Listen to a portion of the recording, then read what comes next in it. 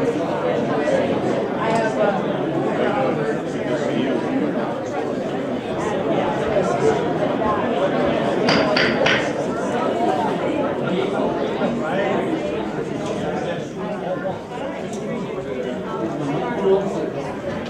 18th meeting of the 21st Council of Peace order.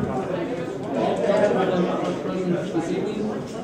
At this time, we will have a moment of silence, followed by the Pledge of Allegiance, which will be led by Councilor.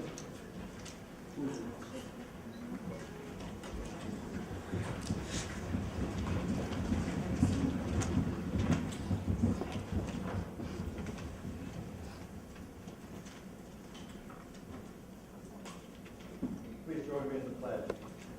I pledge allegiance to the flag of the United States of America and to the republic for which it stands, one nation, under God, indivisible, with liberty and justice for all. Thank you, Councilor Richard. I'd like to welcome everyone back to the council meeting. We're back in session after a month off in July. And we will have civic plaza parking passes provided for members of the public. You can obtain a parking pass from council staff at the sign-up table. The council will take a dinner break this evening at approximately 7 p.m. We want tonight's proceedings to be as simple and respectful as possible. Please do not make any personal attacks, and please no applause or other outbursts during the meeting. The meeting will go a lot smoother if we are respectful of one another. To that end, I want to make a few comments regarding the rules that are in place today. There will absolutely be no signs, props, posters, or banners allowed in the chambers, other than which can be displayed on the overhead during the presentation. No sheets larger than 8.5 by 11. Such material shall not be held or waved in a manner that blocks the view of others or creates a disturbance from the speakers or other business at hand. Items displayed on the overhead projector must be removed from the projector at the end of that person's public comment. Only the individuals whom the council president has called to provide public comment may stand at the podium. Multiple persons will not be permitted to stand behind the presenter. The only exception will be for those who need a translator or reasonable accommodations to provide public comment. The 2-minute time limit for public comment will strictly be enforced. Public comment must be directed to the council through the council president, not the staff or members of the audience. There will be no tolerance for disruptive public outbursts. The handicap landing area to the right side of the dais must be kept clear at all times. Those desiring to record the meeting will be directed to the landing area on the left side of the dais. The fire marshal will strictly enforce ingress and egress rules so as to ensure public safety. I will provide a warning to anyone causing a disruption. Upon a second or continued disruption, that individual will be asked to leave the chambers, and if necessary, security will escort that individual from the chambers. Such removal will be for the time of the meeting. Again, we would like to welcome each and every one of you back to the council chambers this evening. These are your chambers, and we would ask that you respect these chambers. We are now under proclamations and presentations, and to give the first will be Councilor Richard. Thank you, Mr. President. Put my glasses on. I have truly the honor to acknowledge a gentleman here this evening who has given so much of himself towards the betterment of his community and the city of Albuquerque. And I've had several conversations with some of his co-workers recently, and have come to know him as someone who, besides a very good and kind and effective leader, he has done an amazing job of building camaraderie with the people he works with on a day-to-day basis. And their love and devotion to him are just amazing. So, Sam Trujillo, are you here? I sure hope.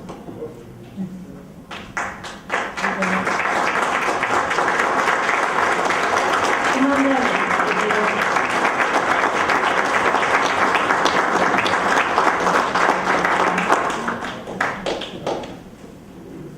If you'd like to come to the podium, like to read this proclamation. Your friends told me that their goal was to make you cry. So please don't do that, because then I will have to cry myself. So, the proclamation by the Council of the City of Albuquerque, whereas Sam Trujillo joined the Albuquerque Fire Department in 1968 and served under 5 chiefs until his retirement in 1985. And whereas Sam served in the ranks of firefighter, driver, lieutenant, captain, and assistant chief. And whereas Sam served as the Albuquerque Firefighters Union Association, IAFF Local 1455, as their president from 1976 through 1980. And whereas a pioneer, Sam became one of the first Albuquerque firefighters to graduate from UNM's Regional Medical School with a certification of EMT paramedic. And whereas during his career, Sam served in the divisions of fire suppression, rescue, hazmat, administration, and on the Mayor's Emergency Services Board for 6 years. As an assistant chief, he was appointed as director of the Albuquerque Fire Department's EMT paramedic division. And whereas Sam is a graduate of the National Fire Academy in Emmitsburg, Maryland, as well as having 2 degrees from the University of New Mexico and an associate's degree from in fire technology, and a Bachelor of Science degree in public administration. And whereas Sam served in the United States Navy, and after his retirement from AFD, he continued to use his skills as a medic nursing assistant at the Albuquerque Veterans Hospital. And whereas in June of 2000, Sam was instrumental in organizing the Albuquerque Fire Department Retirees Association, where he is celebrating his 16th year as president. And whereas Sam Trujillo has committed his life to serving his country, his community, the International Association of Firefighters, and the Albuquerque Fire Department, be it proclaimed that the Council, the governing body of the City of Albuquerque, hereby recognizes Sam Trujillo for his dedication and service as an Albuquerque firefighter and as president of the Albuquerque Fire Department Retirees Association. Thank you. You've been a busy man.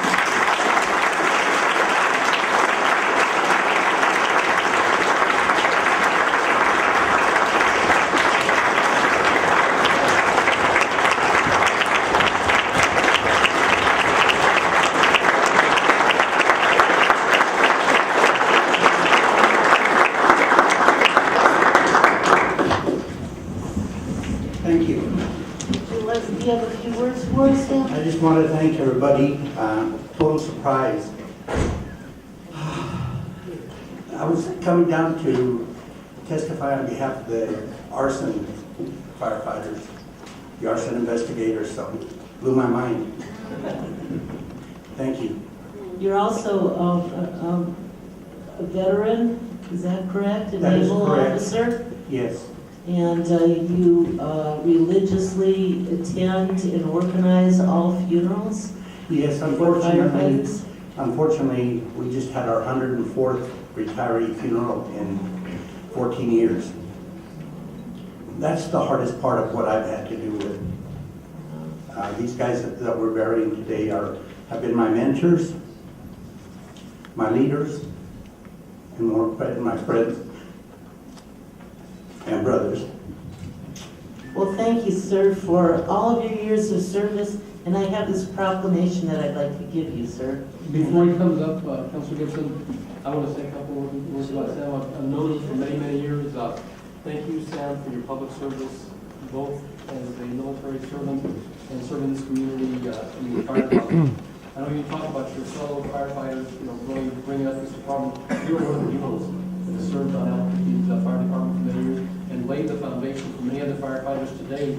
And I think to be able to find this fire departments in the country, but it's because of your leadership years and years ago that made this fire department what it is today. And I just want to say thank you for your service. And I was also awarded by Councilor surprised today. So I didn't want to say anything about it being a proclamation when you came up to speak, but I took her orders. Well, again, thank you so much. It's appreciated, and I'm grateful that the counselors have so much respect and support the fire service. Thank you. Thank God for receiving the proclamation. Thank you.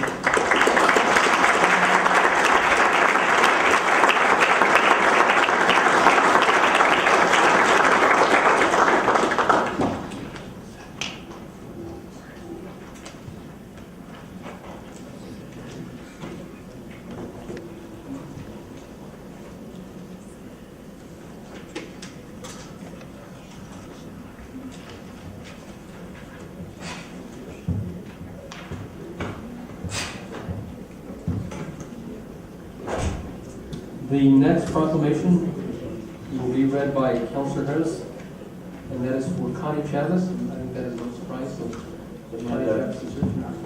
Connie Chavez as well as Drew Bogman. I guess Drew Bogman wasn't able to make, but I guess he did. Is Drew here? Come on down.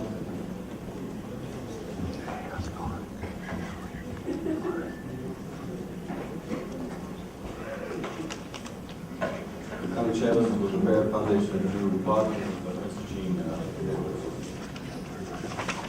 And this is to recognize the 60th anniversary of Princess Jean neighborhood, as well as some other things. So I'll just go ahead and read this. Thank you, folks, for coming down. Whereas 60 years ago in 1954, Dale Belma's 1600 home Princess Jean Park, named in honor of his wife, Jean Belma, was built between Lomas and Indian School from New Bank 112. And whereas the homes of Princess Jean Park were featured in an exhibit at the Smithsonian as being family-friendly, affordable for returning troops, and offering the modern conveniences of linoleum floors and garbage disposal. And whereas in the past 60 years, the community of Princess Jean has been home to many growing families and businesses. And whereas in 2004, the Barrett Foundation joined the Princess Jean Neighborhood Association, providing shelter and supportive services to women and children experiencing homelessness. And whereas the community of Princess Jean is home to a neighborhood run patrol led by Mr. Andrew Boston and his team of dedicated voluntary patrolmen and women in an effort to keep the community safe for generations to come. And whereas on February 8, 2014, the Jean Belma Community Center reopened, featuring a computer lab, homework health programs for students, new game room, activities for children, and a 1,200 square foot gym that is open to the public. Be it proclaimed that the City Council, the governing body of the City of Albuquerque, hereby recognizes and congratulates the community of Princess Jean and the active residents who serve to make the community better for all. So, thanks so much for coming down, folks. And is there anything you'd like to say? I just want to thank you, and thank you for our recognition for 60 years. We'll be celebrating our 60th anniversary tomorrow night for the National Night Out. We even have a sock out that we're going to be putting on for those attending. We're expecting about 400 attendees. So you're welcome to attend. I'll certainly be there. That's at the community center? And that'll be right at the community center and park. We've really done a great job. I want to thank the Family Community Services Department for actually making that community center reopen. It's just a great public investment on that part of it. Connie, anything you want to?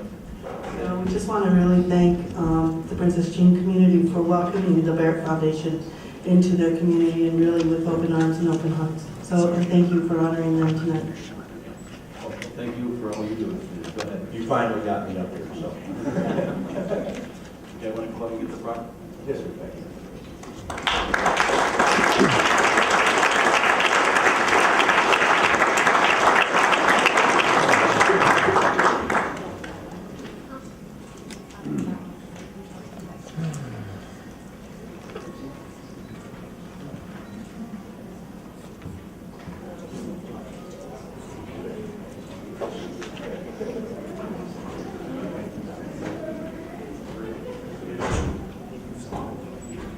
Next on the agenda, we've got a presentation from David Padrell regarding people helping people. And I had asked Mr. Padrell to give this presentation, and if you would, Mr. Padrell, if you can keep this to 5 minutes, I would appreciate it. Thank you.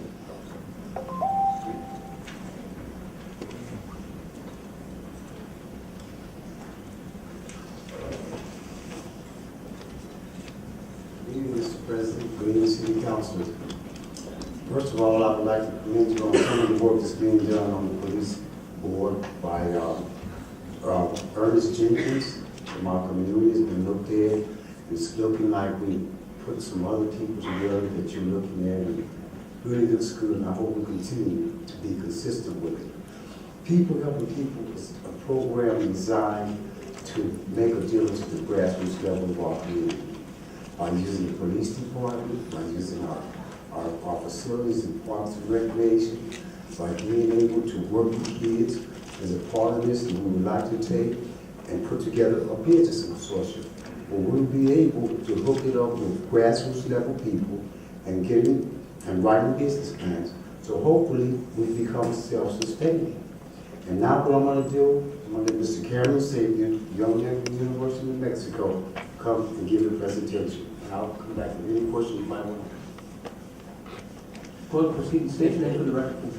My name is Cameron Sapian. Thank you, Quadrell. Thank you, City Council, for giving us an opportunity to present our findings and kind of look at the strategies that we're trying to present to get a comprehensive solution to what you guys are trying to solve right now. So, I am the acting director of operations at People Helping People Consultants firm, and provided as a brief overview of the management and values of the organization, which should be all passed out to you. It may just be the cover letter, but we can get that to you. What I wanted to represent was that there are the major values, which I think are misrepresented, which is our commitment to community development, and which needs to be embedded in our findings through the DOJ to the City of Albuquerque and the community at large. We believe that this process will require unorthodox procedures, failure, and innovative breakthroughs.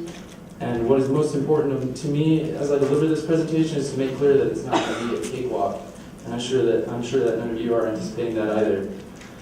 But just to clarify the amount of complexity that this issue is going to take and the amount of steps.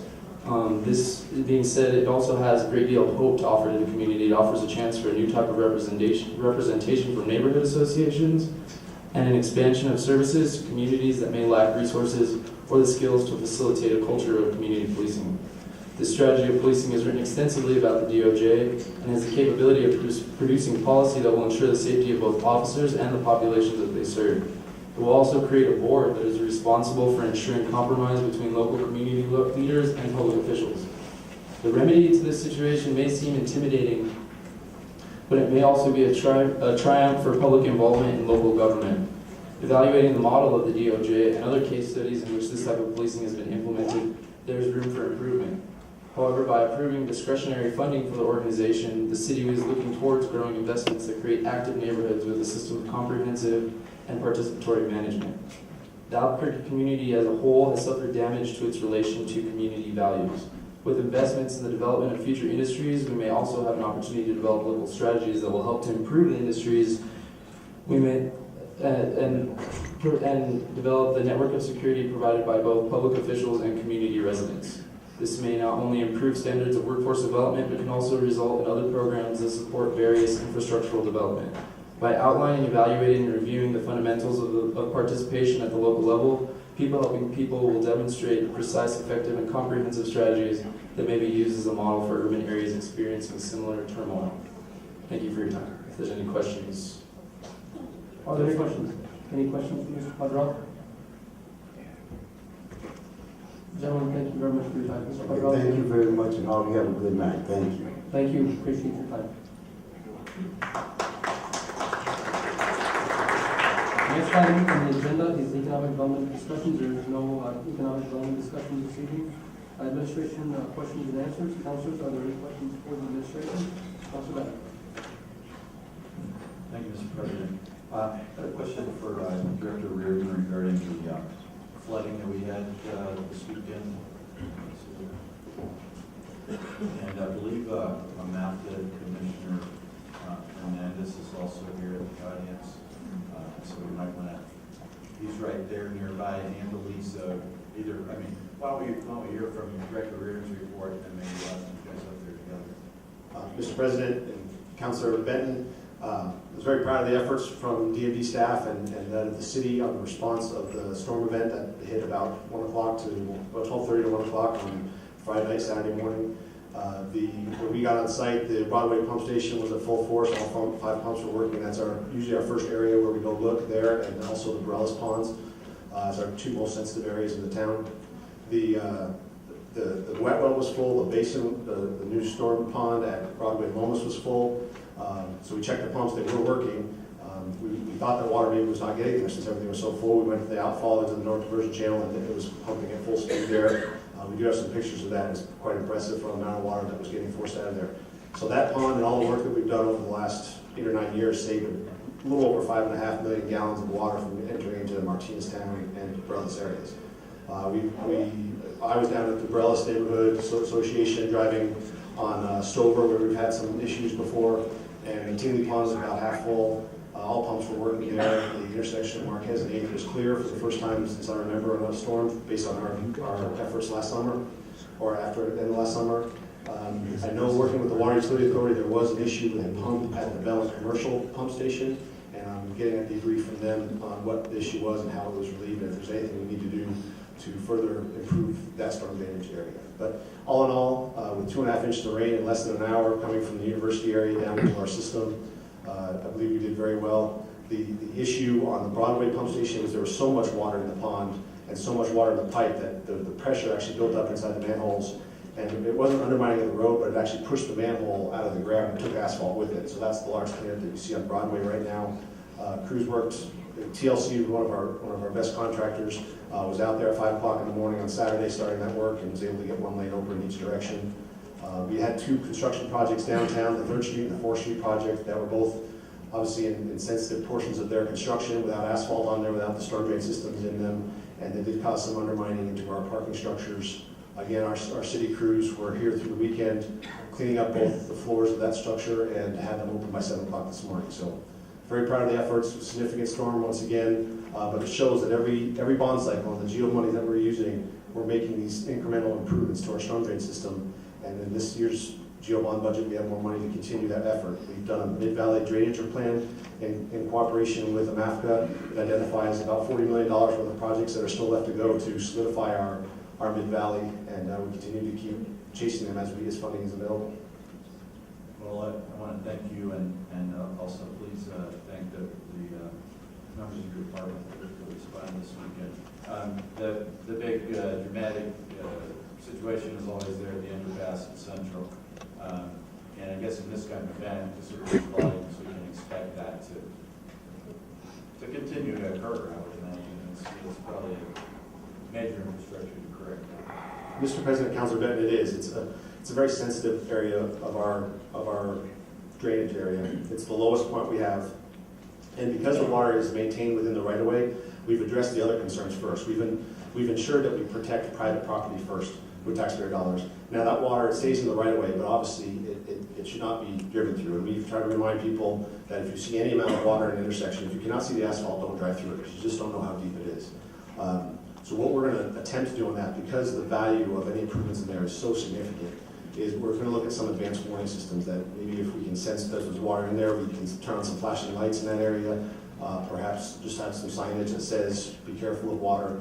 We have some of that in our dip crossings around town. But we are going to be more sensitive to that area when storms do hit. Contacted the APD earlier, our barricading company earlier, and just simply shut those areas off, because we have storm drains down there, but it's the bottom part of our system. We actually have to pump that to the pump station in order for it to get the North Diversion Channel. So it's the last place that clears, and the cost to replace that would be significant. So we're just going to look for ways to get people out of downtown other ways besides those 2 routes.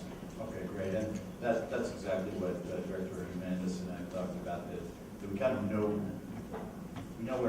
where some of the areas are. We're not going to be able to protect every single one, but that maybe we could work out some more elaborate, more specific plans for closing streets in these kind of situations. There's also the sport driving crowd. There's not that many of them, but that do like to go out in these events, and we need to kind of keep them out of those areas. But Director Hernandez, would you like to add anything? I sure would. Just for the record, AMAFCA is not an agency of the City of Albuquerque. We're a standalone agency. I'm an elected official.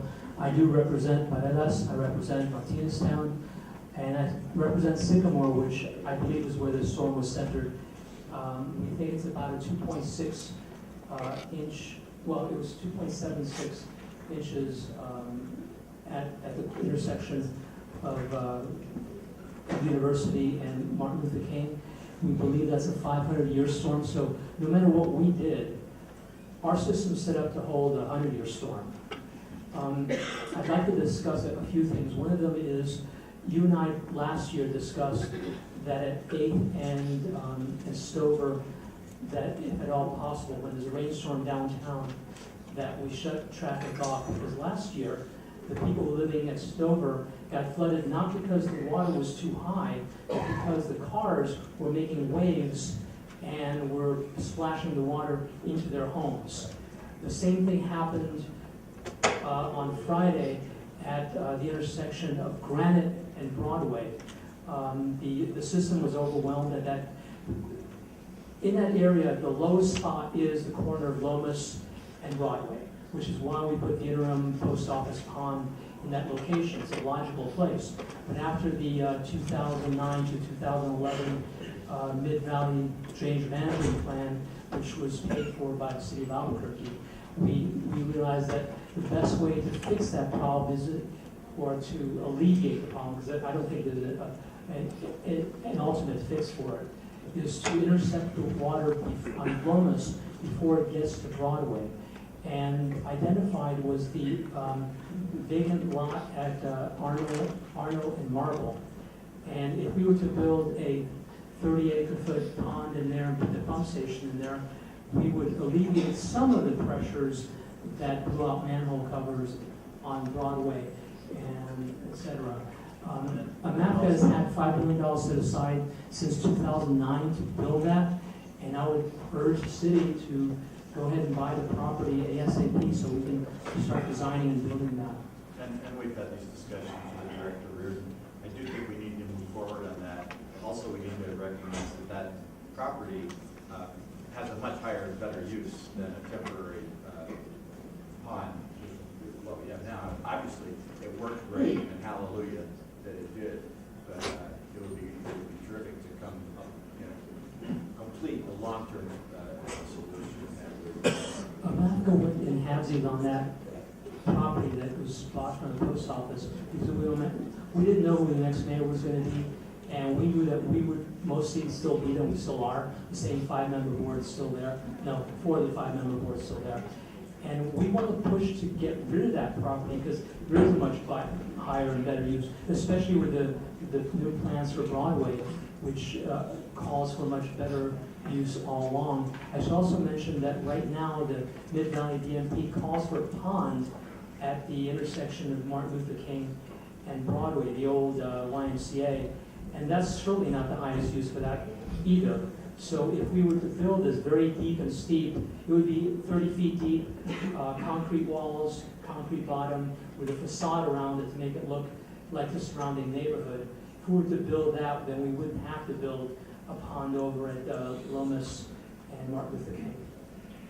All right, President, Councilor Bennett, if I could just add one little thought to that is, the city also has $5 million set aside for the Mid-Valley drainage improvements, and we've been actively working on purchasing that site. It does have some environmental issues.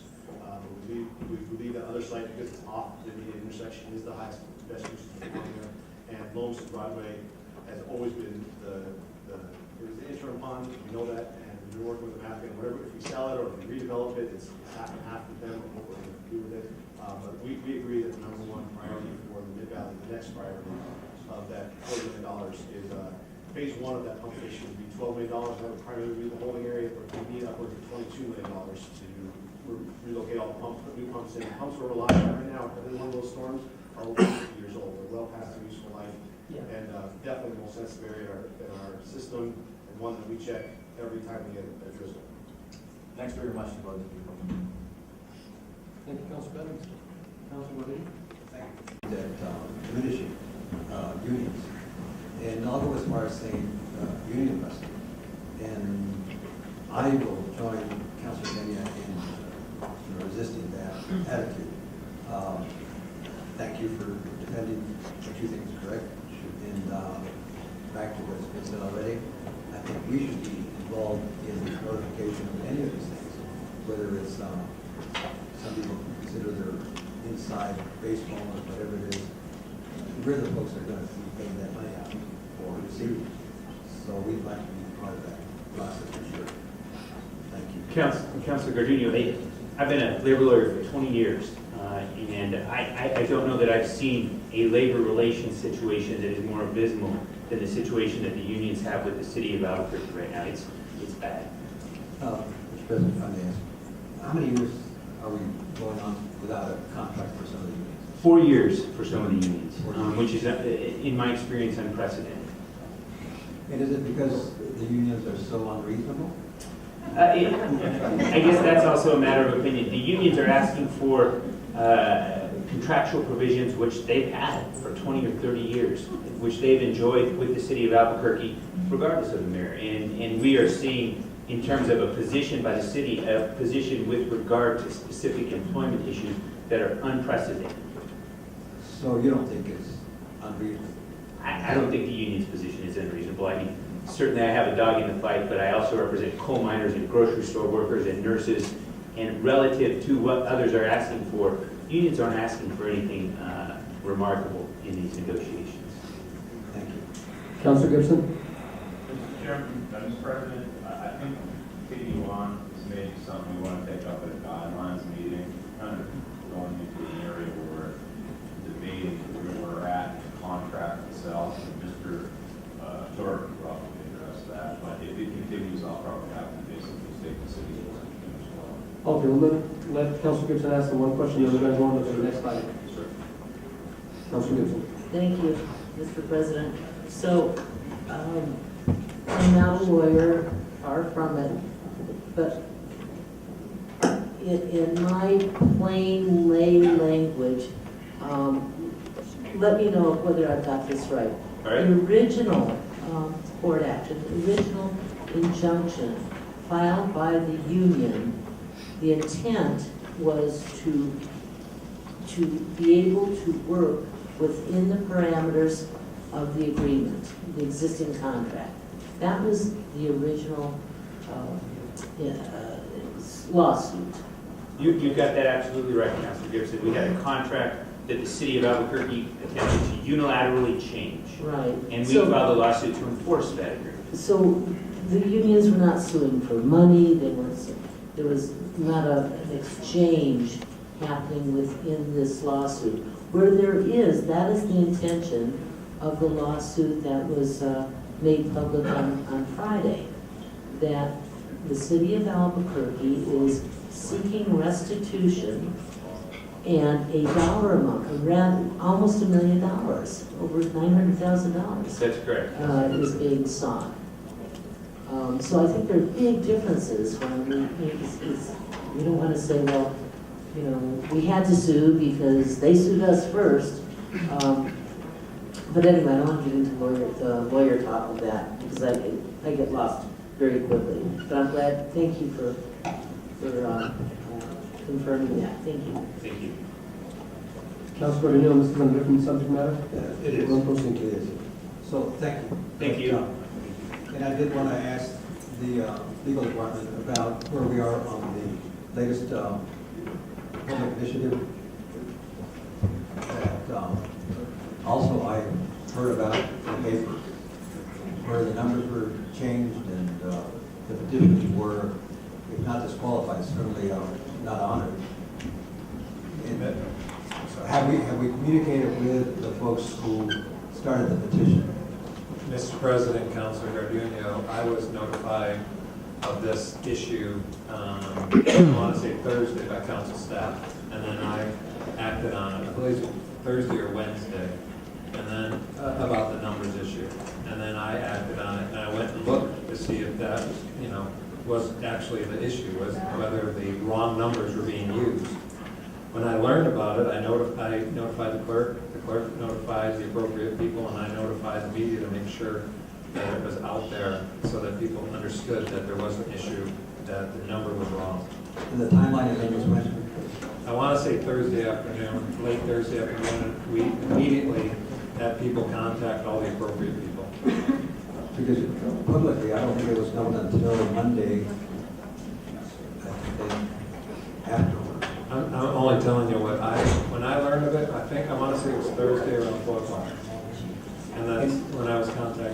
And the difference was quite a bit. It went from 11,200 or something like that to 14,500, which is a great percentage number-wise to expect somebody to gather in moments, really, because the deadline was Monday at 5 o'clock, is that correct? Mr. President, Council Gardner, I believe the date was July 27th, but that was Monday, and that was the appropriate date. That signatures have to be turned in for the petition to be. The deadline. Pardon me? The deadline to turn in the. I believe so. I'd have to go and check. I think that was the date, though. And some of the folks that were involved in this didn't hear about it until that very day, the deadline day, that they needed to gather another 2,000. Mr. President, Council Gardner, no, I don't think that's correct. At least from, I don't know who they would have learned it from. I learned it, like I said, I knew there was an issue.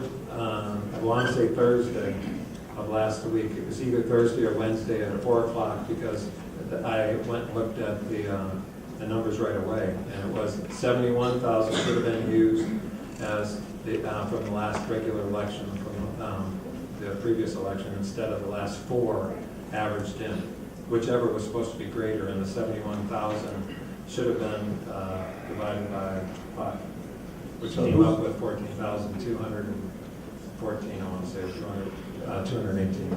So who's in charge of then letting the proponents of the petition know this new revelation? I believe how they learned of it was 5 minutes after I learned of it, the clerk notified and called them. And who discovered the mistake? I learned of it, I discovered there was a mistake on Thursday, like I said, about 4 o'clock, Mr. President Council. City Council rules and procedures regarding public comment. Do we have anyone signed up to speak? And basically what this rule does, there was an amendment made when we made the rule changes at the council meeting when we adopted the new rules. And basically with the new rule, what that does is that limits the number of people that can speak under general public comments to 30 individuals. At that time, after 30 people have decided to speak, they would either be heard later that evening, or basically they could sign up for a general public comment at the next meeting. I particularly don't support that. I think that general public comment is equally as important as all the legislation that we hear. And this is one of the only venues that the public has an opportunity to come out and speak regarding issues. So I basically feel that people that sign up to speak should have every opportunity to speak before 10:30 or 11 o'clock at night if they're over the 30, or at the following meeting. I'd like to see that rule change to go back to the old rule that would allow for general public comment as we've done before in the past and for several years. And I think we do have a couple of people signed up to speak on that issue. I'd like to move RA-2 before we go to discussion. We have a motion and a second. We have Diana Vargas, who signed up for that agenda item. Would you please come forward? She left. Diana's left the building. And there was no other individual signed up? Okay, let's go and open this to the council for any questions. Council Worship. Thank you, Mr. President. Well, first of all, I don't think we've given it a chance. In fact, it hasn't affected anybody that's been down here speaking for the council. We're talking about 30 people, and you say about if it ever happens that we go through 30 folks, and then we have to wait until the end for them to speak. What I'm concerned about is those folks that are at the end of the agenda also that have to wait when they have a specific item that the city council is doing business on, when they have to sit here and wait till 10:30 also. So at this point, I don't think that we've had enough time to see if it works or it doesn't work, because at this point, after 2 meetings that we have, it has not affected anybody. Everybody that has signed up has had the opportunity to speak at the beginning of the meeting. I think that, one of our priorities is no public comment, but another priority is to make sure we do the business of the city. When it comes to be at 12 o'clock at night, and we're trying to hear some of these bills, and we're all getting tired, I don't think it makes good government. So we're not limiting anybody to do public comment. In fact, I think 30 folks, on the most part, takes care of everybody that's going to have public comment, but it also that we do know that we're going to be able to get the business of the city done. So I think that at least at this point, we need to give it a little more chance to see if it does affect those folks that come down or not. Thanks. Councilor Harris. Thanks, and I think that Councilor Winter said it about as well as I could have said it, except I just wanted to, I guess, amend that or change that just a little bit. When Councilor Winter said that public comment is one of the priorities, well, actually, with the charter, it's not. That's just something that is nowhere listed as something that we are supposed to do, is to hear public comment about stuff that we're not even going to vote on that night, we might not ever vote on. And it is disappointing that there are a lot of times, and I hate to kind of talk about this in public right now, but there are times when all of us, because we worked all day as a part-time city council, we get to some very important bills, very important funding resolutions, very important ordinances, very important other issues of the city, sometimes charter changes that are very fundamental. They involve millions of dollars, they involve rule changes, law changes, and they affect people's lives. And we are spending not enough time on those issues when we're not focused as we should be, because we're humans and we're tired, because we spend sometimes 2 hours, we spent over 2 hours several times on public comment, and we've had to squeeze the other business of the city, which we are obligated to do. The city of Albuquerque is great, and municipal governments, I think, around the country do this, where they allow public comment, allow people to come down and be on TV and to talk about essentially anything they want to do and anything that's on their mind. And I think that's just one of the things that, as a matter of policy, kind of evolved into, although there's nothing in the charter that requires us to do that. And I think this bill really has a good balance, where it's a balance where you allow 30 people, and now we announce it in advance of the maximum number that likely to be able to talk, with people can make a decision at that point if they want to stick around. But more importantly, what I find is that when we have other business of the city, when we have other law changes that we are considering, the people who come down and speak on those issues are often people who have never, ever been to a city council. And they are coming down to talk about substantive business that the city is actually doing. And what we are doing is we are choosing one group of speakers over another. And frankly, the group of speakers who are coming down often are folks who are kind of representative of other things that we're talking about, before. And the folks who haven't come down are talking about things that are much more relevant to what we're actually doing, the charter, what we're supposed to do under the charter. And I think that we ought to be respecting those people more and respecting their right to participate in the process more. And I think this rule change really does disservice to the city council. And I think it was an effort to rein in the process a little bit. And as the councilwoman said, we should give it a chance to work. And we haven't actually seen it. And just to show how muted or how unimportant this has been, we don't even have people who are concerned about this didn't even sit around and talk about it. It's not a problem that really needs a solution. I think that this is something we should just give a chance. Thank you.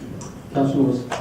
Thank you, Mr. President. And I did agree with I was in favor of every change that we made, except for this one. And because of the fact that I do believe that, first and foremost, the business of the city and the business of this council is to listen. And one thing I'm concerned about this is I think the danger here is we might be penalizing somebody somebody just that comes down, maybe doesn't sign up on time, or a rush of people signs up to speak before them, and they get put off till 11 or 12 o'clock at night. And I think because of that reason, someone who really wants to come down and speak in general public comment, that some people that are well-meaning that really we need to hear from us, could be penalized there. And I think it's a small price to pay for those of us that are here, and really first and foremost, that's our job, to listen to people's insights and thoughts on the important legislation that we're dealing with, and we need to get to that. And like I said, I agree with every other favor of every other change. I think we made some significant changes that I think are going to really help with not only bringing order, but I think being more productive and really being able to hear from everybody. But this one I think is something we need to change fast. Councilor. Thank you, Mr. President, and I absolutely disagree. Councilor Harris opined about how important it is that we do the business at hand but not listen to the public. What other business do we have than to listen to the public? This is why we were elected. This is why I'm here. Now, other folks may not want to hear from the public, but I do. Not only is it informative, but it's instructive. For us to think that we can make these decisions in some kind of vacuum, and we know best, and therefore we don't want to listen to the public, is really egregious. I mean, it's the kind of thing that leads people to think, not only are you not paying attention to me, but you're trying to tell me that what I have to say is not important. And you're going to limit me to 2 minutes, you're going to limit me now to 30 people, and heaven knows what else is in the future. So I caution this, that, we complained about the dais being taken over. Well, you can see why. When folks are not allowed to say what they need to say to us, then what else is left? So be careful with these one-sided arguments. Thank you, Mr. President. Councilman.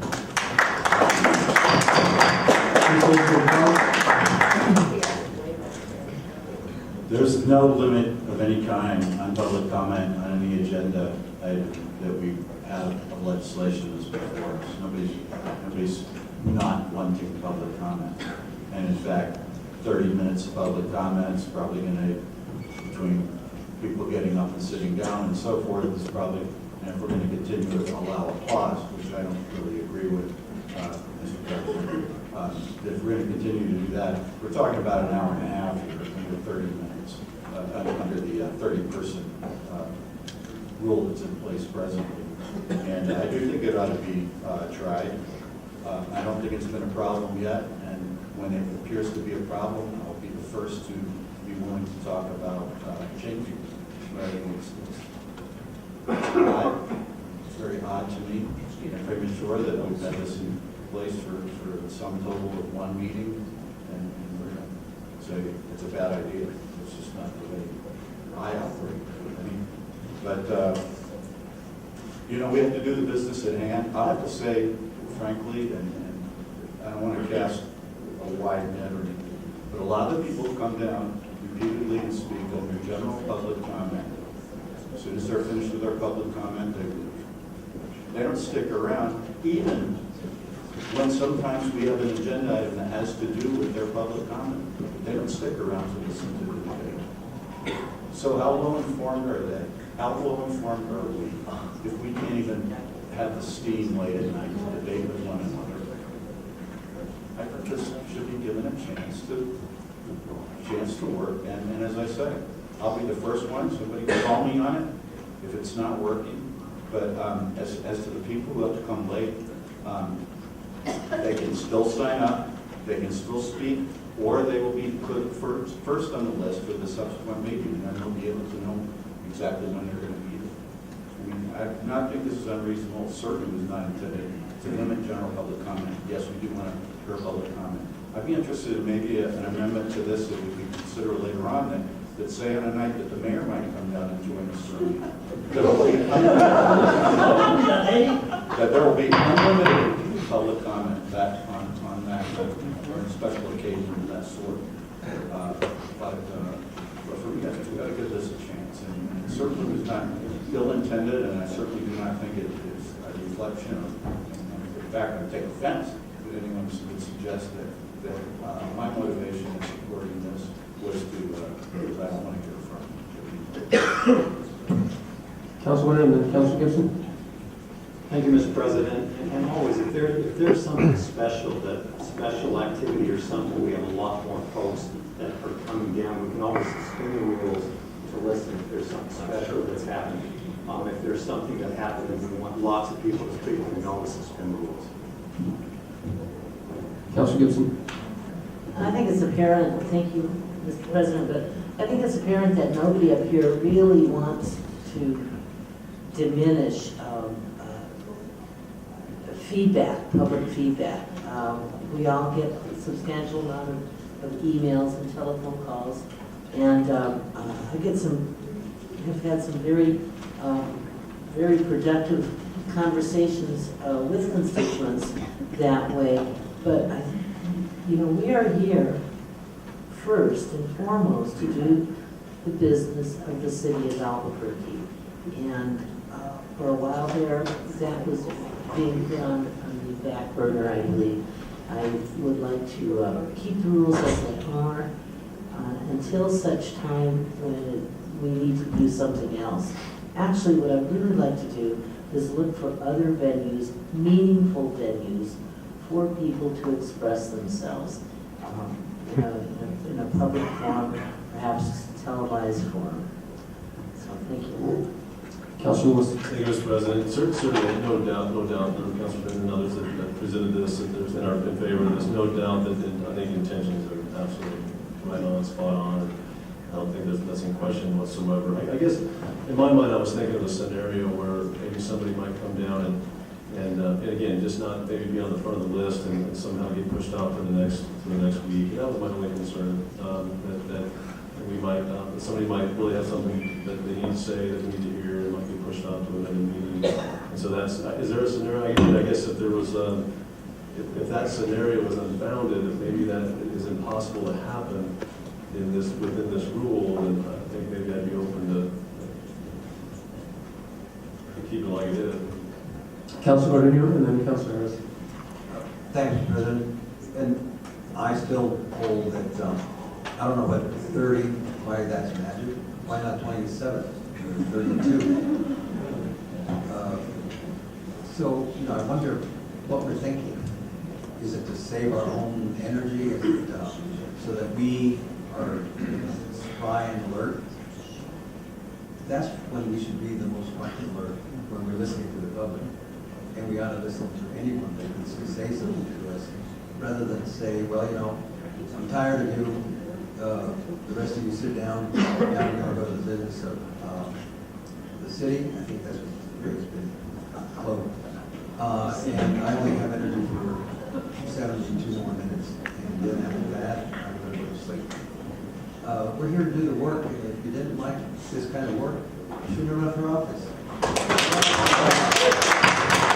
Councilor. Thank you, Mr. President. I wanted to respond first to Councilor Lewis in terms of that hypothetical. And I think that there is a possibility, no doubt, that people could come here and they sign up to speak, they talk to me, Crystal, and they'd be number 31 on the list, and then they inform her, by the way, oftentimes the public comment stops at 30, you might not get to speak tonight. And at that point in time, they'd have to make some arrangements to come back next week for an hour to speak.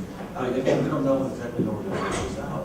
There might be phone calls between Crystal and the person, making sure they're on the list first. We don't really know what's going to happen. But what we do know, Councilor Lewis, because I've seen it happen, and you've seen it happen over and over and over again, is we get to 10:30 and we have to defer things, and there have been people who've been sitting there all night on something that's very important to them, and we tell them at 10:30, come back. And this doesn't happen occasionally, this happens a lot. And so we are necessarily choosing our priorities. And are we going to prioritize it? How much are we going to prioritize public comment? I think it is important. And we are not saying that we don't want to hear from certain people. We're not saying we don't want to hear certain things. We're just saying that we have limited time because we have till 10:30 every night to get certain things accomplished. And we have to prioritize our time to get these things accomplished. And that's all we're saying. And the fact is that we are sending a lot of people home without giving them an opportunity to speak. Often because we can't get to their agenda items that they waited all night for because we spent an hour or two in public comment. That is all. Councilor Ben. Well, I just to point out that as was said, we're human beings. Most people have a tough time getting through a 6 or 7 hour meeting. And when, in my case, I mean, the thing that keeps coming back to me are nights when we had, again, an agenda item on that night that had to do with what some of the folks were reiterating. Because I say many people come and reiterate the same point.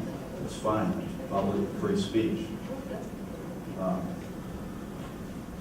But because of the amount of time of us hearing some of the same people repeating the same thing for, hours on end, and we get to the agenda item, I'll cop to it. Maybe I'm not cut out to be a public servant, Councilor Gardner. But I'm a human being, and late at night, I see amongst many of my colleagues, maybe not you, sir, but amongst many of my colleagues, a serious loss of energy to the point where we're not debating the bills. Very perfunctory, short amount of debate, an introduction by the sponsor, and a vote on it, and we're in and out of steam. And that's a fact. That is a fact that I've seen. That's all I want to say about it. But some of those same people who are repeating items then are not there to hear a debate that should really be relevant to them. Or, as was described by Councilor Harris, other people have waited past the dinner break, late into the night, and they finally get theirs over late at night. So, Councilor Pena. Well, I'm going to be brief. I support what Councilor Bartholomew was saying and what Councilor Lewis is saying, is that I think that, coming from the community, doing a lot of community work over the years, really we talk about people not being engaged in the political process, and boy, this is an opportunity for them to come and have their voices heard. I know me being a young mother with 5 children, and I would come to testify here at City Council. That was my opportunity to have my voice heard. For me to have to be here the whole time and to wait till 10:30 to have my voice heard, I mean, I look at council as these are the people who are making these decisions, and they need to hear from us as a constituents to really have their concerns voiced and heard by council. So I support this. I just think this is kind of going. I agree. I don't think that it's been an issue lately, but when it does become an issue like it was when we had all those people here testifying, they were wanting to be heard and hadn't been heard for a long time. So thank you. And I'm going to go ahead and close by saying that I understand, Councilor Ben, where you were coming from regarding the issue of the time that it's taken. At the same time, I have the greatest respect for those people that take their time to come down and want to be heard by the City Council and have their views expressed. We've only given them 2 minutes of time. And we've had a lot of contentious issues over the past 6 months. We hadn't had this problem in the past, and I can see when you brought the legislation forward. But that's what's so great about the democracy here in Albuquerque, is that people have an opportunity to voice their concerns to this council and to the public. This right now is the only venue they have. Like you stated, the mayor would come down and listen to their views, but I think we get a lot more people here. We've not had the mayor come down, and I've asked him to come down to some of our meetings. But I think it's important that we listen, and they've repeated some of the same things over and over again. I think they've had the right to, because they probably believe their voices are not being heard. And that's why they repeated some of the things that they repeated. I mean, they've been upset. They've been here for months, for years, saying some of the same things, but it's up to us to listen to their voices. Again, we've only given them 2 minutes, and I would like to see that we support this amendment and going back to the original plans that we had in place before. They worked for years and years, and we've made the change because of the number of people who were coming down to the meetings. But I just feel these are the people's chambers. They have the right to voice their opinion, and we are here to listen. We have a motion and a second on the floor for RA2. All those in favor signify by saying yes and raise your hand. Yes. Those opposed? That fails on a 6-3 vote, and tonight this will not be a problem because 5-4, because we have less than 30 people that are signed up to speak. Okay, let's go and move on to general public comment. There will. And it will. Welcome back, Art. Thank you, Council President Sanchez. I did not come down here to be on TV. TV has been mentioned a couple of times. I find the notion in our wireless society that people come down here and make public comments and don't pay attention to the rest of the meeting absolutely absurd. I also found it quite interesting that 1 or 2 councilors couldn't sum up each of their statements within 2 minutes' time.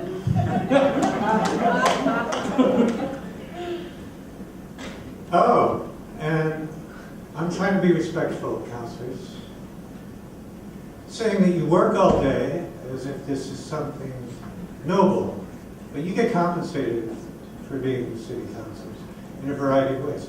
Just like I am compensated for participating in the political process, with nothing, if no other way, with gratification. One thing that was overlooked was redress of grievances. Some of the longtime councilors know that I worked on an issue with the transit department for years and years and years. That's why I repeated myself. Anyhow, I came down here, I wanted to encourage people to be respectful, respectable, and I acknowledge that processes of democracy can be messy. The United States Department of Justice findings, one of them was a deficiency in leadership, not just in the police department, a deficiency of leadership in the administration and with the city council. So I'm tired of APD getting beat up on. There's some things that need to be corrected in the Albuquerque Police Department, but the leadership deficiencies certainly are not exclusively in our police department. Thank you, Arthur. Time has expired. Thank you for your public service. Good night. Councilor Gordon. Mr. Tannenbaum, I am very curious to hear the last of your statement. Oh, thank you, Councilor Gardini. It pertains to a particular agenda item. It's 10-14-15, suspending the current or partial police oversight commission pending the establishment of another oversight system. That's the main reason I came down here tonight. Thank you. Thank you, Councilor Gordon. Thank you. Chris Cedillo, followed by Kat Levinsky. Welcome. Good evening. My name is Christopher Cedillo. I'm retired Navy, served 26 years. I'd like to start off first by saying thank you to Mr. Ray Garduno thank you for attending the June 21st protest to end police brutality. Thank you. Your presence was noted and appreciated. If you decide to run for mayor after R.J. Berry's term is up, you would definitely have my support, and I believe many of this community. I am appalled after the James Boyd murder and the Department of Justice scathing report on APD on April 10, 2014, to have 5 more APD fatal shootings in 5 months from March to July of this year. And there is not one lapel video of any of the actual shooting. The credibility is just astounding to me. There is absolutely no transparency. If it is a justified shooting, there should be no reason to hide the video. Until that time, there will always be a credibility issue. I am still confused as to who is the chief of police at APD. Anytime there is a fatal shooting, it is always the deputy chief speaking to the reporters. I know when the state police have an officer-involved shooting that the chief, Pete Casitas, talks to the media or the reporter, not his deputy chief. I have to say congratulations to Eden Gordon when he was on TV for the Make-A-Wish for a terminal child. And I take my time to be here. I have been here since 4:30, so I can speak. If we respect someone, thank you. Thank you, Mr. Cedillo. Kat Levinsky. Thank you. Go proceed. Okay, let me start from the top. Well, freedom of speech, excuse me.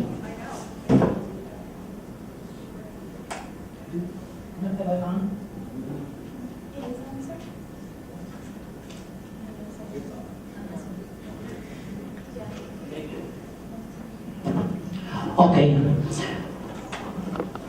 This is freedom of expression.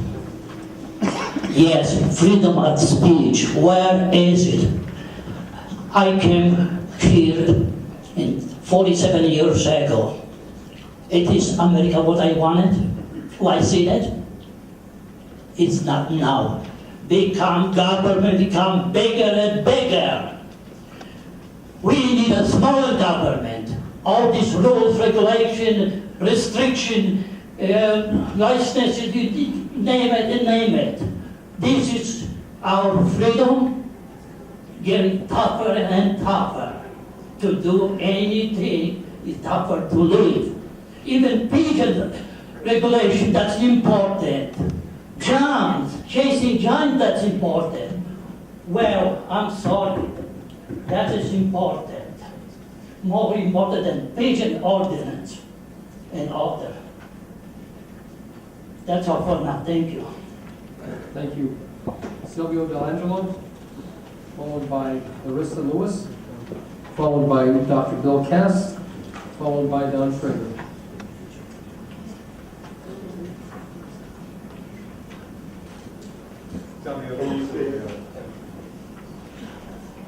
It's right, Sylvia.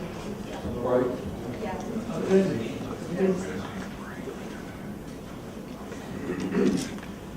Good, proceed. Mr. President, councilors, this stands, you know what this flag stands for. It means citizens in peril, and in the city we are in peril. You know, I guess before I get into my talk, you know, Councilor Harris, I suggest maybe you abolish all public speaking, and that might make you happy.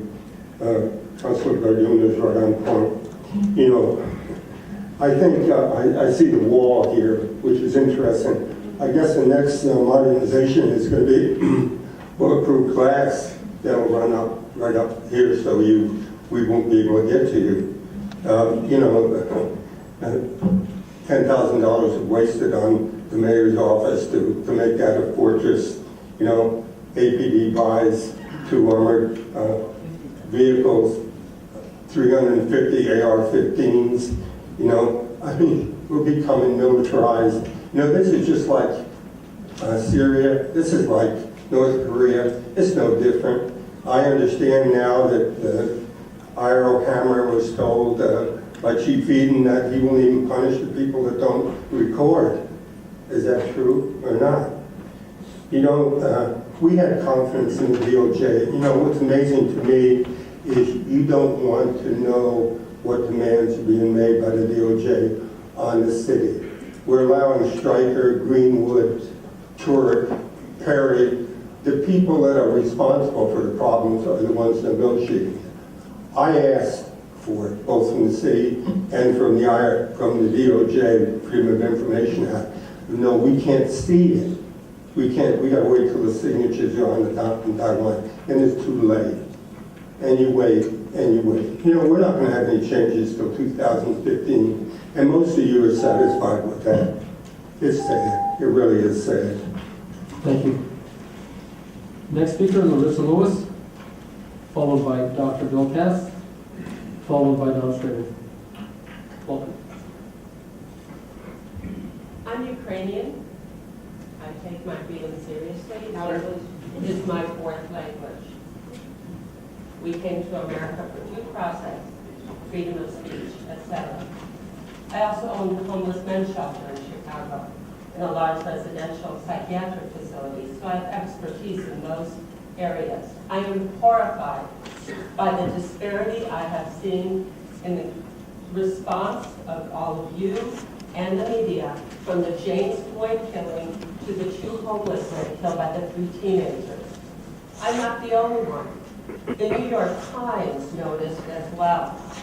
They have published a very good article mentioning if the police officers themselves set an example of violence against the homeless, they shouldn't be surprised if others follow it, especially young boys who want to grow up and be policemen. That's my addition to that. Why wouldn't the people who committed these crimes believe they could kill and get away with it when the cops keep doing exactly that? You get hold of your police force. You take control of them. They're your servants. You all shouldn't be afraid of them. Please order. Next speaker, Dr. Bill Cass. I'm Bill Cass. I'd like to make a statement of what I want to talk about, and that is I want to propose that public input must be an integral part of the creation of APD law enforcement policy in the future.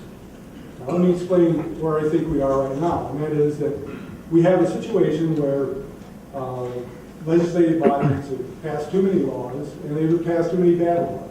The result is that police can pick and choose among these laws as to what to enforce. They do the prioritization of law enforcement. They then have an excuse because there are so many bad laws that criminalize just trivial offenses, and you see the result of that. We're spending billions of dollars for private prisons, and that in itself is another issue. But the fact is, it allows ABD to make a judgment about what to enforce and how to enforce these laws. And the result of that is that APD has chosen to become a militarized, have the face of a military unit. They have a presence which is much like an occupying army in our own country. And I think that that's where public input needs to be made into the creation of APD policy. By that I mean that APD is under the auspices of the mayor.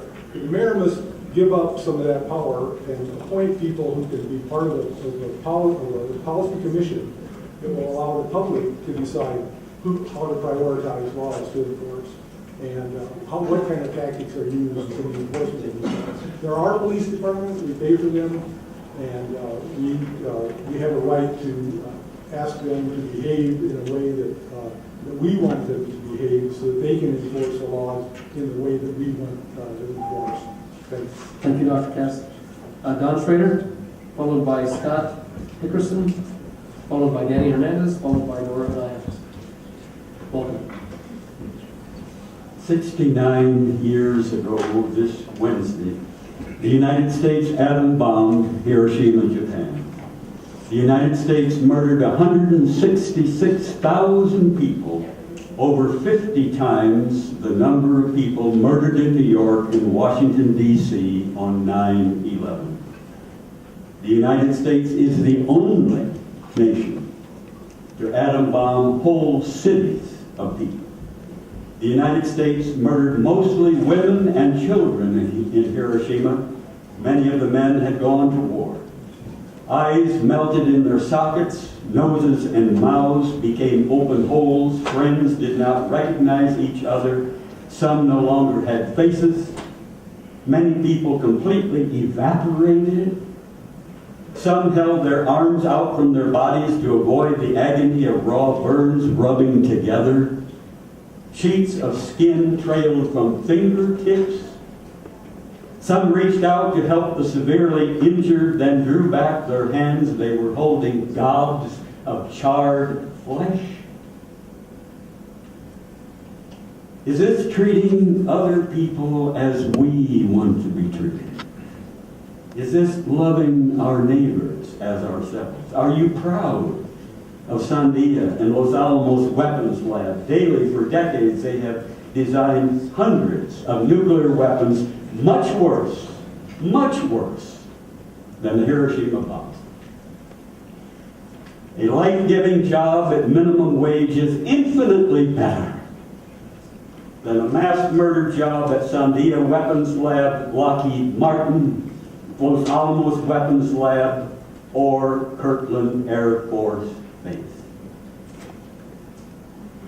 Thank you, Mr. Schrader. Next speaker is Scott Hickerson, followed by Danny Hernandez, followed by Nora Anaya. Hello, council members. Thank you for taking the time to listen to the public. 16,000 Albuquerqueans sent you a message when they signed that petition.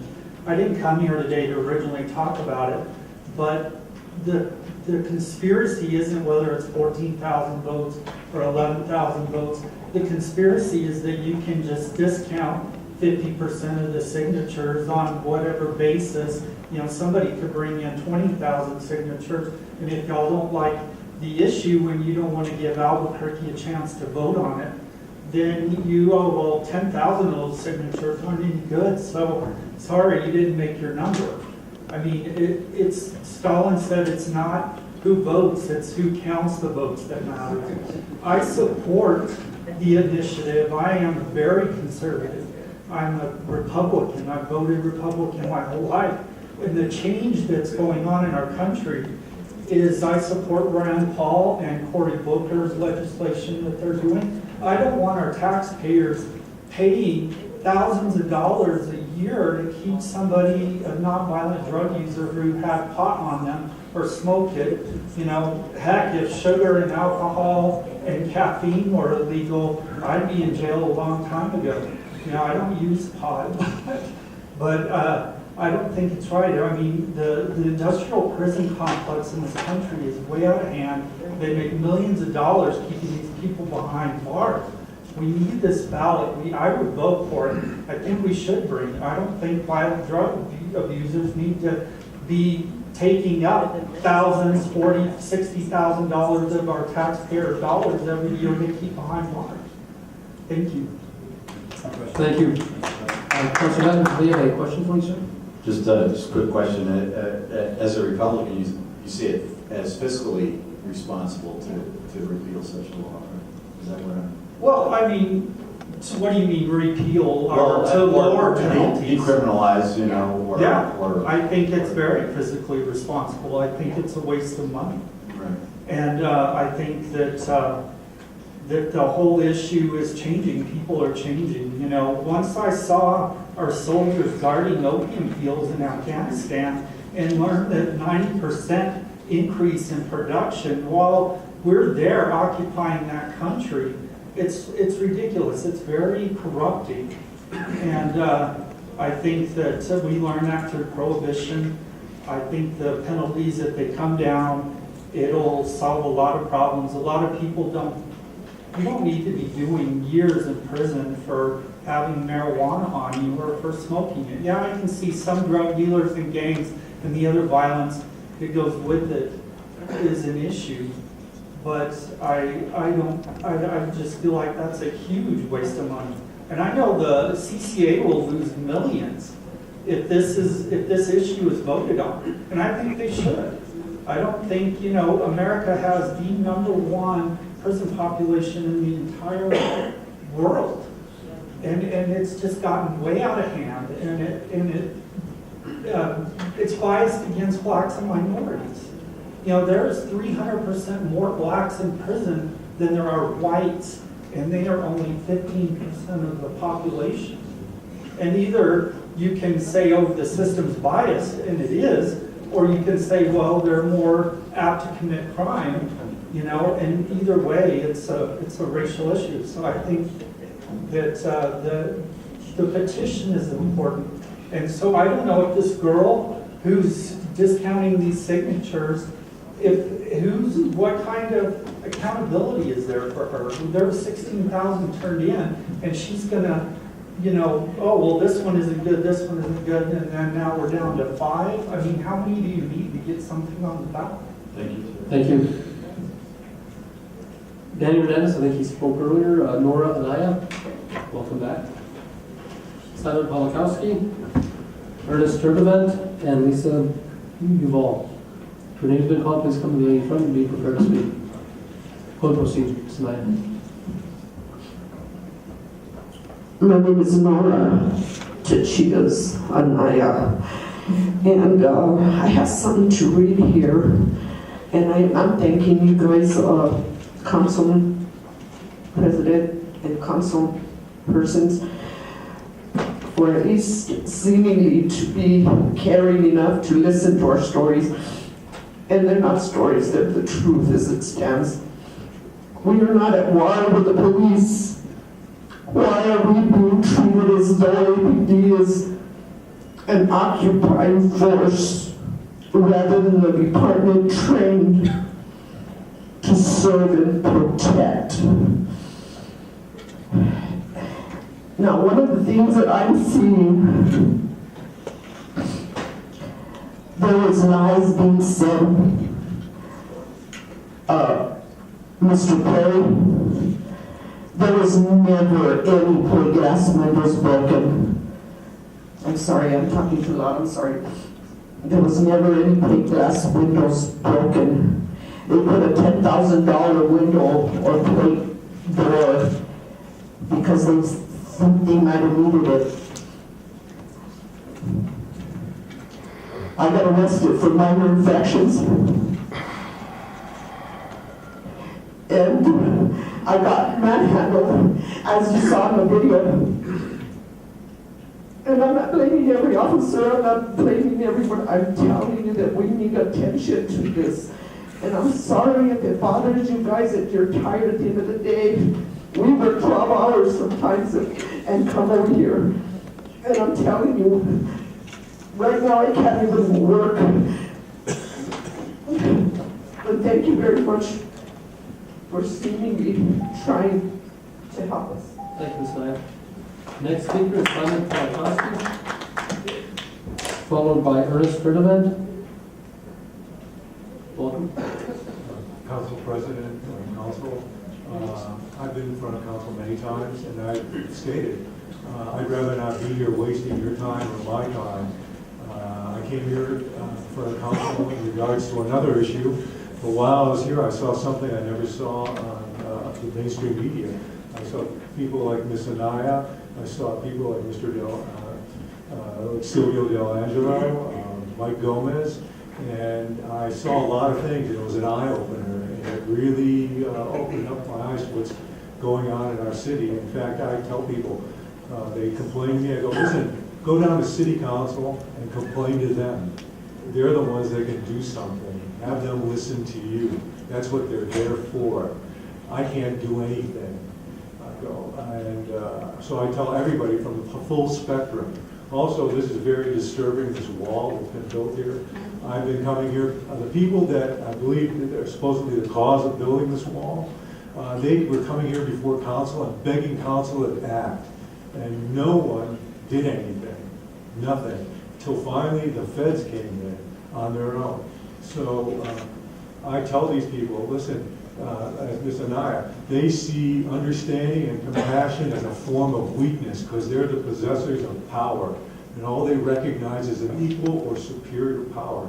And again, I was voted here by 4 members of President of Council and former Councilor Stu Cook and this administration. You brought me here, and I'm going to keep on coming down here because there is no other public platform where average citizen can voice their concerns about what's going on here in our city, county, state, or country.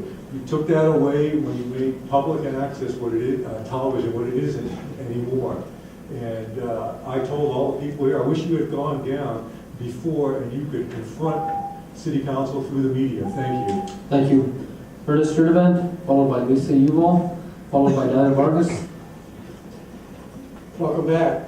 I'd like to address 01415, the suspension of the POC, and I want to make clear that from this side of the new barrier, it's crystal clear that the POC is a broken entity that has no business in our community because it doesn't serve the community. We need immediate suspension of the POC. There are guidelines within the DOJ for you to start legislation now to address those issues. And if you believe otherwise, you have misinformation. And along with that, we need the non-renewal of the IRO's contract when it expires in the next couple of months. With regard to our new little architecture here, what this says to us is that you still don't get it. It says to us that nothing still has changed. Your debate on RA 14.2 says it even more. I heard someone who I admire say the council's business is the business of the city of Albuquerque. Councilors, the city of Albuquerque is broken. It's become so negligent that it's corrupt. Your business is the people of Albuquerque. To hell with the city. The city's corrupt, and they're creating all of these problems that are manifesting in our corrupt police department. How much longer do we have to come down here? It's not a pleasure to come down here and gripe, because you don't get it. You just still refuse to get it. I'm sad. Please hold your applause. Lisa, Yuval, welcome. Thank you. Good evening.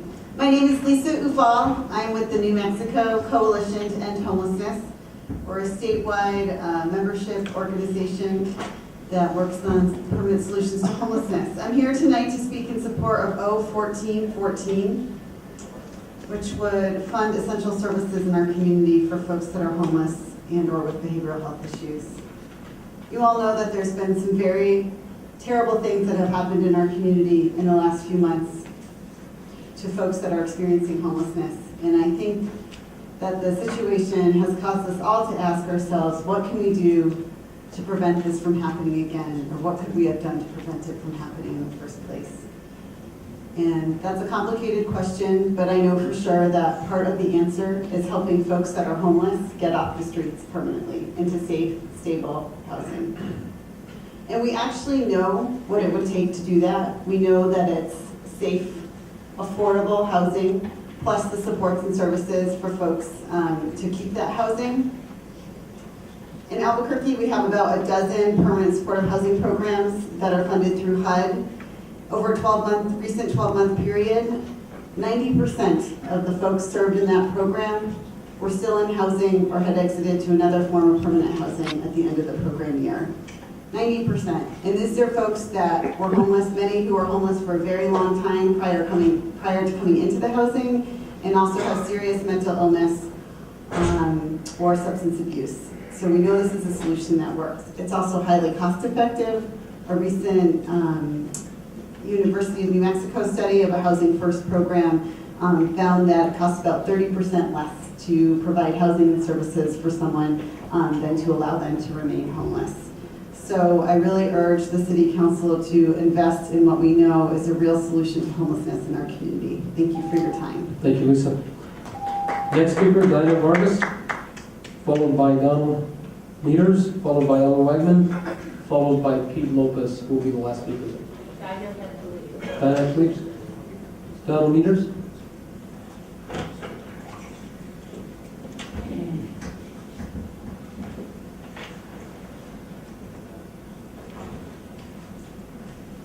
Welcome. Pete Lopez next, or? Donald, who's next? Meters? And then Ellen Wagner, then Pete Lopez. I guess you're right after Ellen Wagner, Mr. Lopez. Go and proceed. Mr. President, Councilors, much as I hate to support a progressive tax, I would like to speak in support of the tax for helping the homeless. I think it will be, as I mentioned about before, it's a quite cost-effective measure. And we certainly do need those services in this city.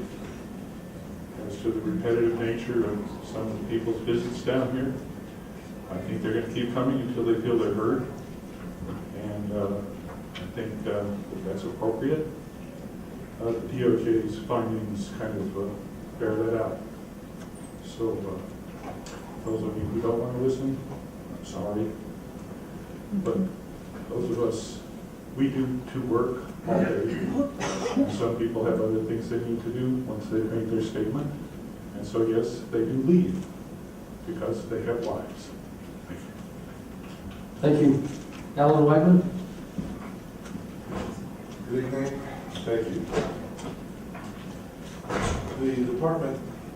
The Department of Justice, in one of its comments, indicated that civilian oversight of police was crucial. It was critical of the current oversight process because the APD contract limits oversight. The mayor recently negotiated a new contract and extended the limits on oversight. This is bad faith on the part of the mayor. The DOJ also made clear that there was a serious problem with APD's lack of enforcement of its policy on video recording. Robin Hammer reported a couple of weeks ago to the Police Oversight Task Force that Chief Eaton will not impose discipline on officers who do not turn on their video cameras. Will not impose discipline on officers who do not turn on their video cameras. What can you do? Tell DOJ individually and as a council, you do not approve. When the administration comes to you with an agreement with DOJ that does more to protect the brass than it does to protect the people of the city, that does more to prevent change than to promote it, that is more appearance than reality. When the administration asks you to fund that agreement, as it has asked you to fund its $220,000 negotiator, tell them no. Better yet, don't wait until then. Tell them now that you won't, and tell them repeatedly that you won't. Thank you. Thank you. Pete Lopez? I don't know how to put this on the screen here. They will assist you. I just want this to where everybody can hear.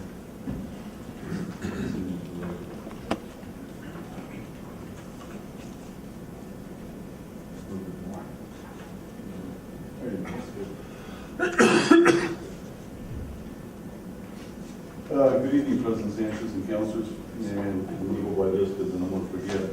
Hopefully this evening will be a learning experience for all of us.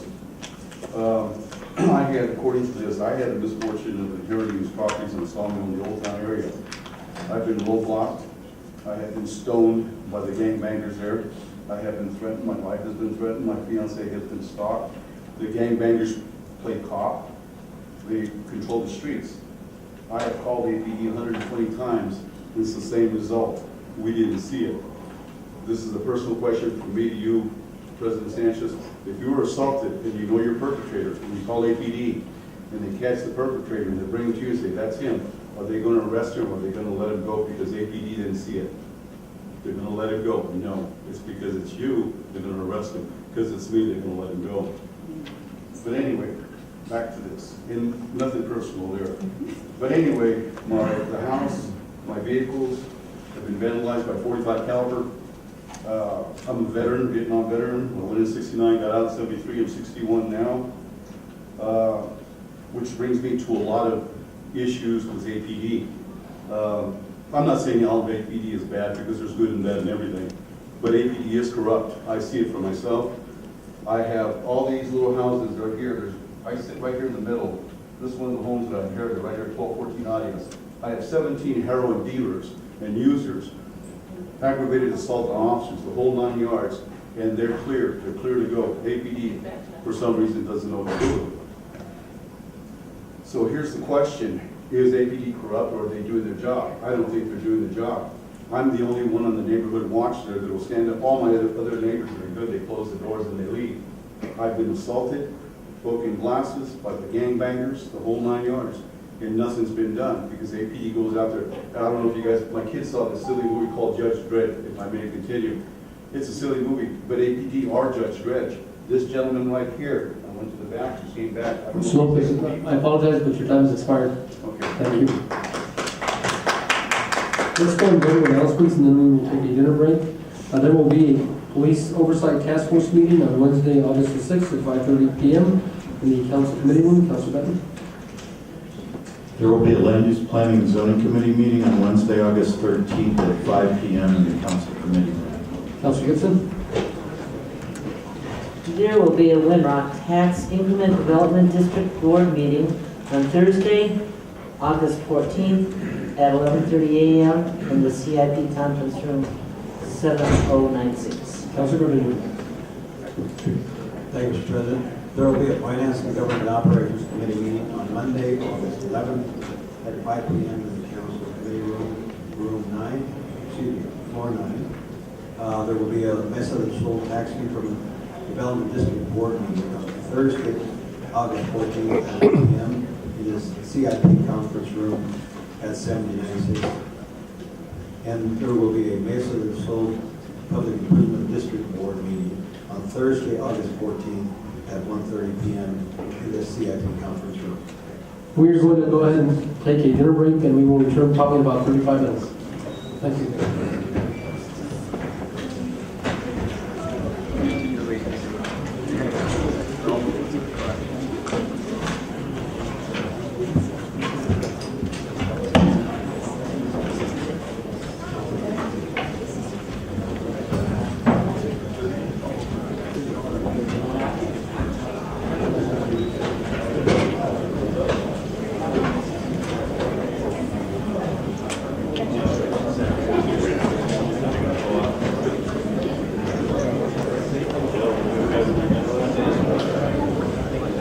On this agenda item, let's go to hear from them first.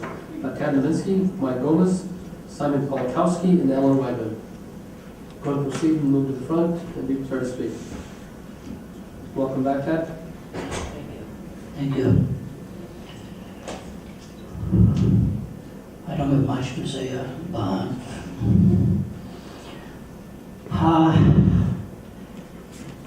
personally I have.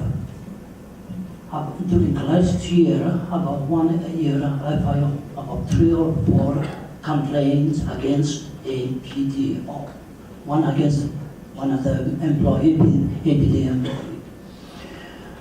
Yes, I've been waiting. I wasn't too sure if we have all remaining 3 members of APD oversight commissioners or more. I know 2 resign, 3 resign just lately. And yeah, now I know this 3. How do you affect the jury? Decide fate. When you go to jury trial, 12 people, and then 3 of jury members decided. I just can't get it. These 3 people, why they still hanging in there? I'm sorry. That should be dissolved immediately, no question asked. 3 people out of 9? Yes, I am for a new one.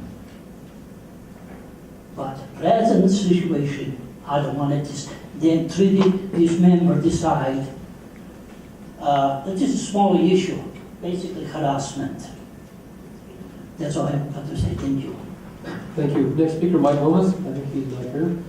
Simon Polakowski. And Ellen Wyman will be the last speaker on this agenda. Council President, Council, I support the suspension of the Police Oversight Committee. Actually attended, I believe, 2 of the meetings. The police department does need oversight. In the present form, I believe that this oversight is not being provided. There should be some type.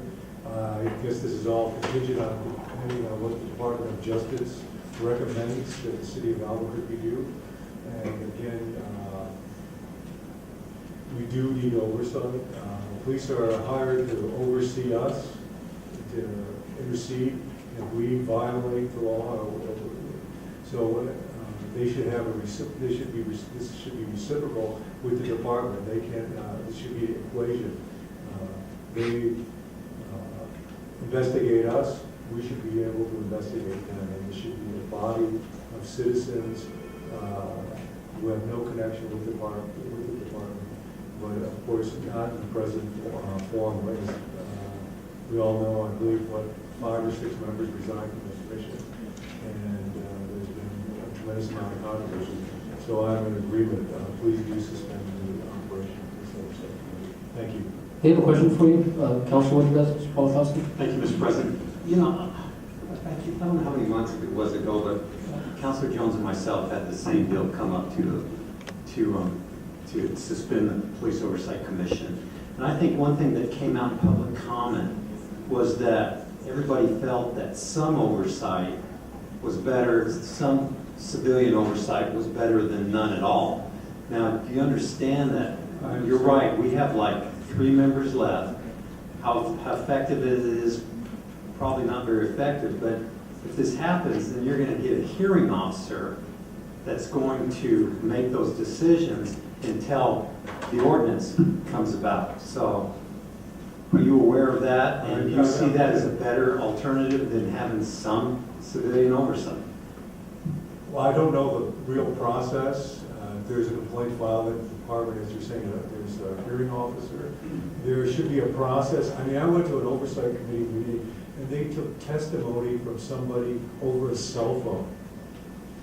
And the person who had brought the issue in front of the police oversight committee, he stalked out. He couldn't believe it. He says they were listening to somebody on a cell phone. And I remember many years ago when they claimed they interviewed Howard Hughes over the telephone. I mean, he couldn't confront this person who was making this testimony. And so to me, it was like a sham. And but there has to be a process where the average citizen can bring a complaint and be heard. And right. Have their day. Yes, Mr. President, I know that the new ordinance, hopefully with all the input from the council, is going to be very, very good. But until that point comes, if we do get rid of the 3-member POC, then the hearing officer is going to have to hear that. I'm not sure how that's going to work, but so I don't know if you guys can have an issue with that or not. But then again, like I said, I don't know what the... Thank you, Mr. Polakowski. Anyways, thank you. Ellen Whiteman? Good evening. Thank you again. Much as I don't like the current situation, I think it might be better than nothing.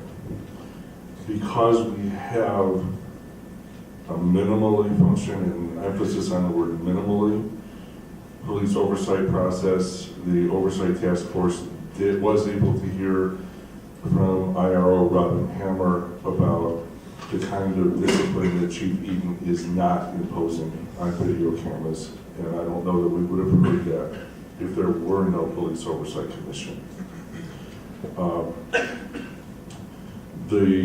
I think you're going to get recommendations from the police oversight task force that are going to put a very strong emphasis on analysis, policy, in a new police oversight operation, and I'd like to see that start sooner rather than later. I'd like to see the new system come in before January 1st so that the current minimally functioning body is functioning as minimally in length as possible. But that one piece of information was a very valuable piece of information about how the police department is operating now or not operating now, and a level of faith in which the city is actually trying to correct the problems that many people saw for years and the DOJ pointed out very pointedly. And to the extent that it minimally accomplishes revealing what's going on, it's worth keeping, but not for long. Thank you. I have one question for you, Mr. Whiteman. And that question was in regards to your statement regarding Ms. Hammer making the statement to the POC regarding the chief's not... She made it to the police oversight task force. Right, don't you think she may have made that same statement to the administration and the council had we not had the POC? She might not have, if there were no POC functioning, Ms. Hammer might not have been in a position to know that. And I'm assuming she learned it as a matter of functioning to make presentations of what discipline was being imposed and what disciplinary policies were to the POC. So my concern is no POC, perhaps you don't even have the IRO getting that information to be able to pass it on. Thank you. Councilman. So, Mr. Wegman, an important point that you made, sorry. However, we had a kind of resignation in mass of the last three commissioners. So I understand about the informational role of having the meetings, but with the three commissioners, and I don't really know that much about any of those individual commissioners, but with the three commissioners who now remaining, aren't these going to be pretty much the commissioners that are least likely to be questioning the IRO, just as a matter of the way that the commission has evolved, if you will? That's the impression I have, yes. So wouldn't a hearing officer in that kind of situation, an independent officer that we would hire as a contract with one dog in the fight, give us a better result in that kind of situation, especially in an appeal?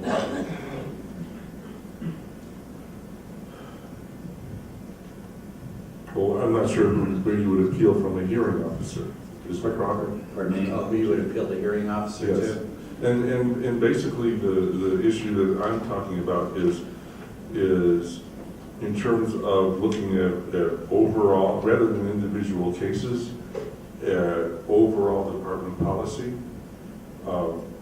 I think that as long as you had an IRO who was responsible to reporting to a POC about overall department policy, you would have the IRO responsible for looking at overall department policy. If you didn't have a POC to receive reports, I'm not sure what the IRO would be doing. So I think it's important. I think it's important enough that the new institutions should not wait until January 1st. And that's more important than whether or not you continue the current POC. I agree with that 100%. Thank you. Thank you. That concludes general public comment on O-14-15. Councilor Bevan? Councilors, I do think we ought to seriously consider this measure. I mean, we're now down to 3 commissioners, and I agree with the speaker earlier who said that we can and should amend the oversight process regardless of the schedule of the administration and the DOJ and their negotiation. I think we ought to proceed with the debate we've had with Councilor Gardenia's and Mayor's bill. And I think I read off a short laundry list of some of the things that I would consider us having a debate on and completing that process, and at least coming up with something that we have voted on and agree on, and then hear from the DOJ on if they see problems with that. But so I do think we need to move quickly, and I agree with Mr. Wegman that we have to try to get if we create a new body, we should try to get it in place ASAP. So even if this bill of Councilor Sanchez and mine were to pass, that it would be for a very short time. But I'm inclined to defer this one more time, but I'm also inclined that we can go ahead and debate and really try to vote on this next time around. Councilor Winter? Thank you, Mr. President, and I know that this PLC ordinance we're trying to work really quickly, I think, meeting with the committee again and trying to get some of those issues we had hashed out to bring back to the council.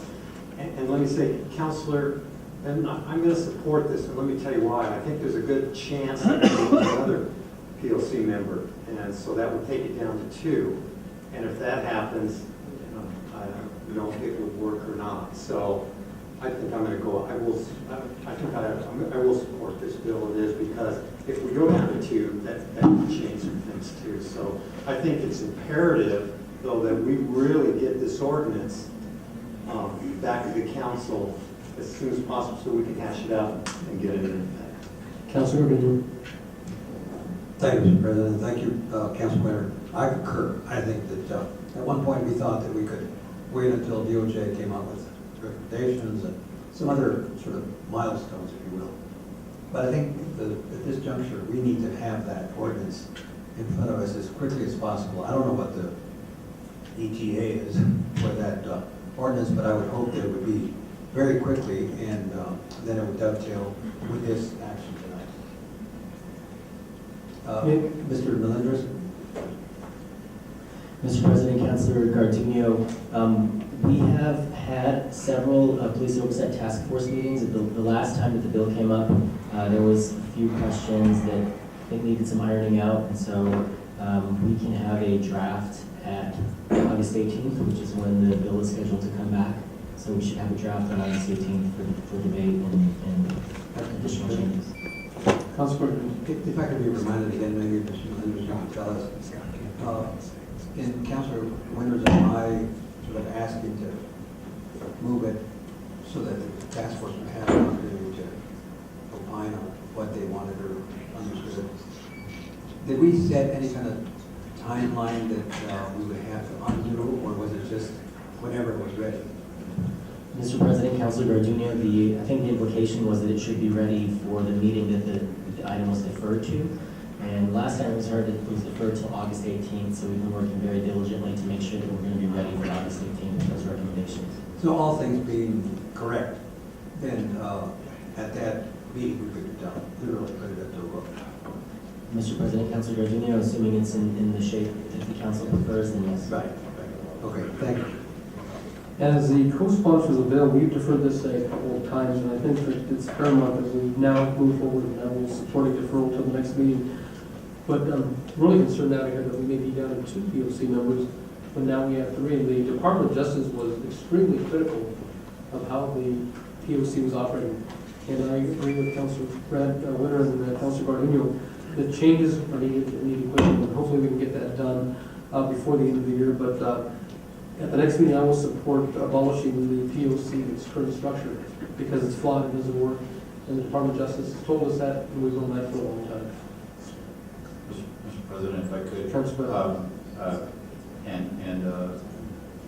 the one other reason I wanted to give everybody a chance to just kind of regroup and think about this because we haven't discussed it recently since its introduction, and also wanted to perhaps look at tightening up the language just a little bit about the hearing officer and making that a little bit more clear. I've spoken to Mr. Melendres about that, so we'll try to just tighten up that language, make it clear that there's some kind of vague allusion to city staff serving that function. I'm inclined to think that should be someone from the outside. So I'll move deferral until our next meeting. We have a motion and a second to defer O-15 until August 18th. All those in favor signify by saying yes. Yes, opposed? That carries unanimously. We are now on P4, and that is adopting a proposition to be submitted to the voters at the next citywide special election or the general election ballots of the November 4, 2014, that amends Article 3, Section 3 of the Charter of the City of Albuquerque concerning direct legislation by